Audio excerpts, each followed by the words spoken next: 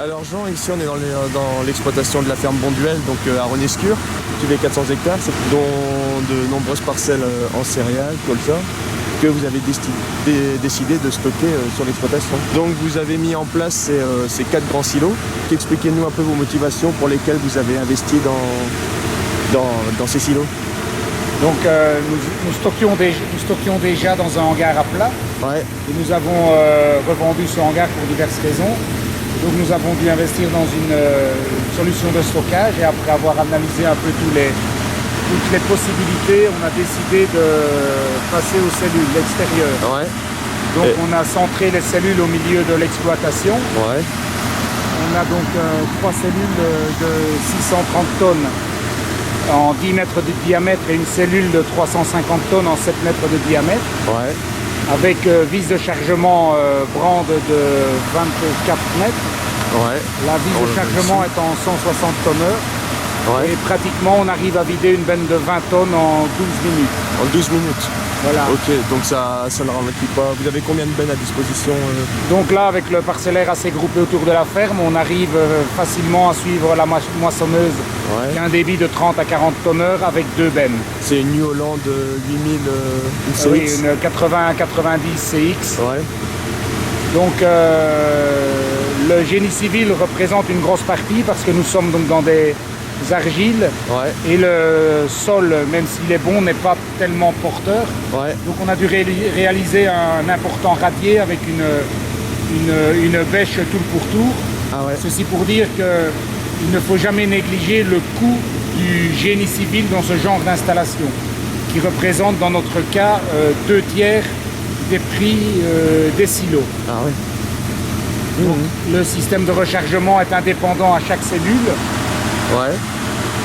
On a opté aussi pour ce système et non par le système de reprise par la vis Brand pour pouvoir remiser la vis dès après la moisson et ne pas devoir la ressortir tout au long de l'hiver pour recharger des camions. Ouais. Le rechargement est déclaré à 60 tonneurs. Voilà, donc ventilation fond perforé. Ouais. Ventilation intégrale bien sûr, vidange intégral avec vis racleuse. Donc un simple balayage suffit. Donc au niveau entretien, quand c'est vide, c'est rapide. Oui, voilà, donc nous avons mis la machine, l'échantillonneur sur place. Les cellules, donc chaque benne est analysée puisque évidemment, quand c'est stocké, on ne dispose plus que par sonde dans les silos de la température et de l'humidité du grain, mais évidemment pas du PS. Donc chaque benne est analysée pour bien savoir ce qu'on a comme qualité dans chaque cellule pour le rechargement. Ouais. Et maintenant, je pense que l'épaisseur et la qualité de la galvanisation font la différence du produit. Hein. Ouais. Je pense qu'il n'y a pas 36 systèmes de construction. On a certainement regardé, en tout cas d'après ce qu'on a pu se renseigner, à la qualité du produit, vu la construction extérieure et vu que l'investissement et la solution est quand même faite pour de nombreuses années. Ok, pour durer. Et vous avez dit un entretien relativement souple. Oui, en entretien de cellules, je ne vois pas trop ce qu'il pourrait y avoir, puisqu'au chargement, il n'y a rien à part le ventilateur. Ouais. Et au déchargement, il y a la vis horizontale et verticale.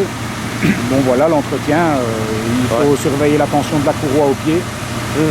Disons qu'on a aussi été surpris du nettoyage qu'on peut avoir de la poussière de blé en activant la ventilation au remplissage. Ah ouais. Donc la ventilation fonctionne toujours, elle est très puissante et on est assez impressionné de voir à certains moments la poussière sortir. Donc je pense que là on a déjà, bon c'est pas du nettoyage, c'est pas du pré-nettoyage, mais ça contribue certainement à la qualité du stockage. Et alors la ventilation, elle est assurée par quel moteur alors? Par des ventilateurs, j'ai regardé dernièrement, je pense qu'ils renouvellent l'air de la cellule 19 fois par minute. 19 fois. Attendez, ce sont des 19 000 m3 heure. Oui, donc 19 000 m3 pour 700 m3. Oui, ça doit être ça. Oui. Donc ça, c'était livré avec les... Ah oui, c'est pas moi qui ai fait le calcul. Je leur ai dit, il faut certainement pas sous-dimensionner la ventilation. Ouais. Bon, ici, on est quand même dans l'extrême nord, donc on arrive à faucher des blés mûrs.